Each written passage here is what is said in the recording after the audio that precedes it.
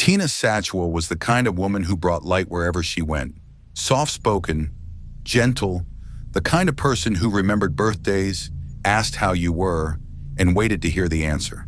She loved her dogs, Ruby and Heidi, loved her quiet seaside town in Youghal, Ireland, and loved her husband, Richard Satchwell. To friends, they seemed inseparable, an English-Irish couple who'd spent decades together. They'd married young, built a life together, and moved back to Ireland for peace. But peace was the one thing Tina never truly had.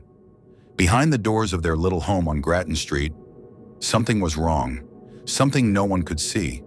She'd grown distant, her calls shorter, her laughter quieter, and then she was gone. March 20th, 2017.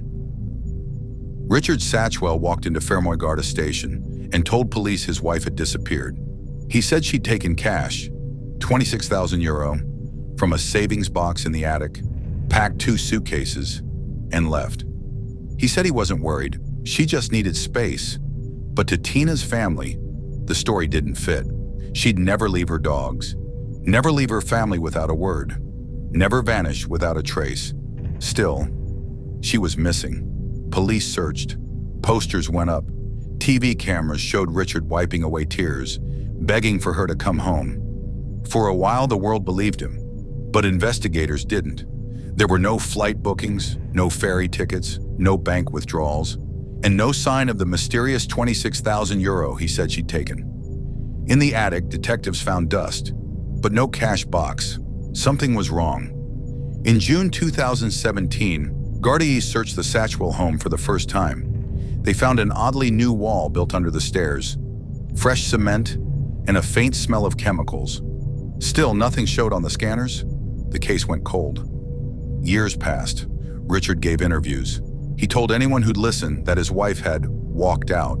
He said she'd gone to Dublin, or maybe England. He said she was alive, just hiding. But behind the cameras, Tina's family was breaking. Her sister said she'd call every Sunday. Now the phone never rang. The years dragged on, 6 of them. And then, everything changed. October 2023. Gardaí reopened the case after new intelligence.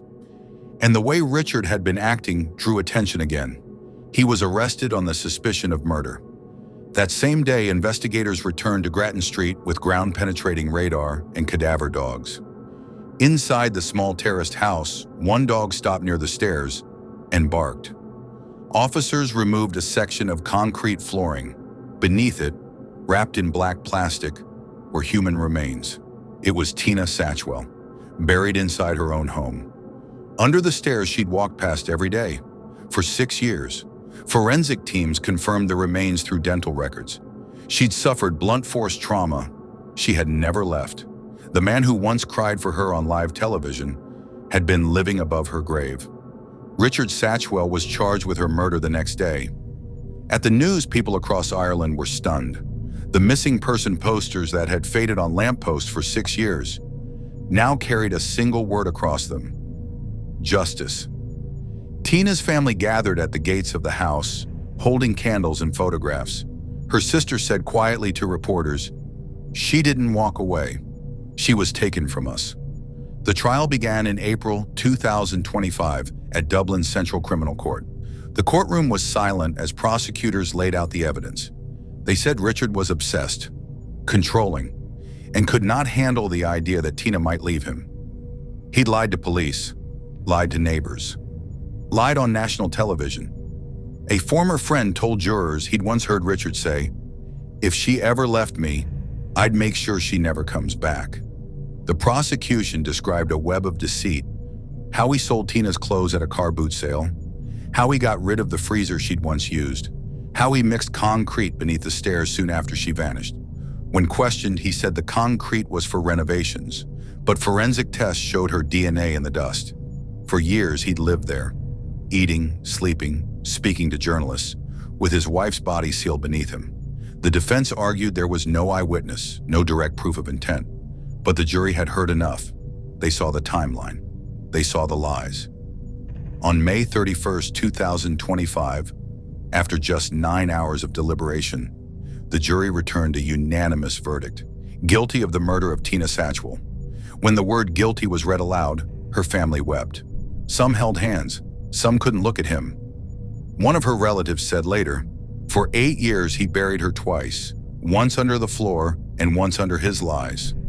On June 4, 2025, Richard Satchwell was sentenced to life in prison.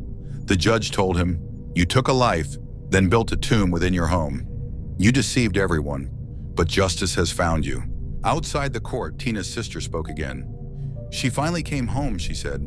"Not the way we hoped, but she's home." For Tina's family, those words marked the end of a nightmare that began 8 years earlier on an ordinary Monday. They described her as kind, loyal, full of love for her pets, and always smiling. The last person anyone imagined could meet such a fate. Her friends still struggle to understand how someone so calm, so gentle, could live beside danger for so long. How manipulation could wear such a calm face. Because Richard never shouted in public. He never made a scene. He just controlled everything quietly. The money, the plans, even the story after she was gone. That's what makes this case so haunting. It wasn't a sudden explosion of violence. It was years of control, ending in silence. Tina didn't just vanish. She was erased from her home, her story, her community, until the truth was forced out by concrete and time. Her case now stands as one of Ireland's most disturbing domestic violence murders. A reminder that evil can live behind drawn curtains. That she left can sometimes mean she couldn't. In Youghal today, locals still place flowers near Grattan Street. The house stands sealed, its windows boarded, its paint fading. But her memory has not. Tina's relatives started a small foundation in her name, helping families of missing persons and survivors of domestic abuse. They fund counseling, legal support, and pet foster care for victims who can't leave because of animals they love. They say it's what Tina would have done, cared for others first. Every year on March 20th, they light candles on the beach. The wind carries them out to sea. And as the flames drift away, her sister whispers, "We found you, Tina. You can rest now." This wasn't just the story of a woman who disappeared. It's the story of a system that nearly failed her, of neighbors who suspected but stayed quiet, of police who searched a house and missed the grave by inches. It's a warning that control and isolation are not love, that silence can be deadly. If you're listening to this right now and something about Tina's story feels familiar, reach out, talk to someone. You are not alone, because every day someone like Tina is still trying to find a way out, and every story like hers reminds us why we have to listen. The first time, Tina Satchwell was more than a headline. She was a sister, a friend, a woman who deserved to grow old by the sea with her dogs and her laughter. Instead, her name became a warning and a legacy. This was her story. This is Mason Mysteries, and this is another mystery that should never have happened. If this story moved you, share it. Not for views, but for awareness, because someone out there might still have time to escape. Please subscribe to the channel and stay aware. Never ignore the signs, because every face hides a story, and some hide murder.